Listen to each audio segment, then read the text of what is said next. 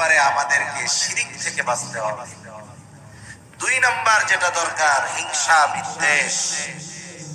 হিংসা বিদ্বেষ এটা জঘন্য এক খারাপ জিনিস।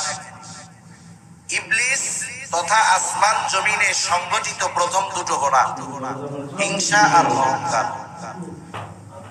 আদম আলাইহিস সালামের মর্যাদা দেখে ইবলিসের হিংসা হয়েছে।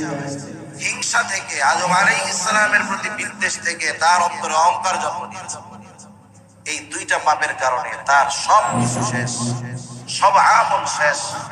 আল্লাহ রাব্বুল আলামিন তার সব আমল বাতিল ঘোষণা করেছেন। তার উপরে আল্লাহ তাআলা লানত বর্ষিত হয়েছে। সেজন্য হিংসা বিদ্বেষ থেকে আমাদের বাঁচতে হবে। হিংসা হলো এমন এক গুনাহ, রাসূল আকরাম সাল্লাল্লাহু আলাইহি ওয়াসাল্লাম বলেন, এই হিংসা এমন এক পাপ, আগুন যেমন খড় কুটো এগুলো খড়ি টড়ি সব পুড়ায় দেয়, হিংসা ওই রকম আমলকে পুড়ায়া নষ্ট করে দেয়। সেজন্য আমাদের অন্তরে যদি হিংসা বিদ্বেষ থাকে, আমরা এটাকে বাহির করার চেষ্টা করব।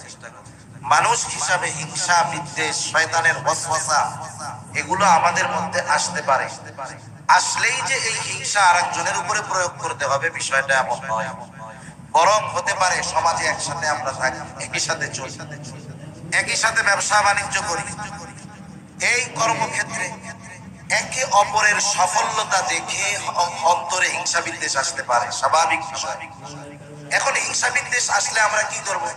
আমার চেয়ে যে ব্যবসার লাইনে অগ্রসর হয়ে গেল তার একটা ক্ষতি করে দিব।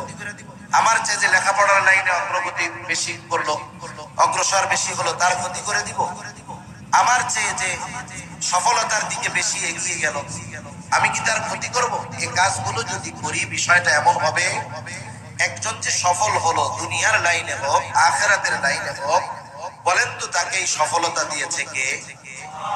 আল্লাহ তাআলা দিয়েছেন। তাহলে আল্লাহ তাআলা যেটা দিলেন সেটা আমার ভালো লাগলো না, আমি তার বিরোধিতা শুরু করলাম। এই ধরনের বিদ্বেষমূলক কর্মকাণ্ড থেকে আমাদের বাঁচতে হবে, না হলে নিজের আমলটা নষ্ট হবে। এই হিংসার অনলে পুড়ে নিজের ক্ষতি হবে। এখন যদি এক ভাইয়ের প্রতি আমার হিংসা আসে, একটা হলো ঈর্ষা আর একটা হলো হিংসা, দুটোর মধ্যে তফাৎ আছে। ঈর্ষা হলো একজনের ভালো কাজ দেখে ওটা করার আগ্রহ নিজের মধ্যে আসে।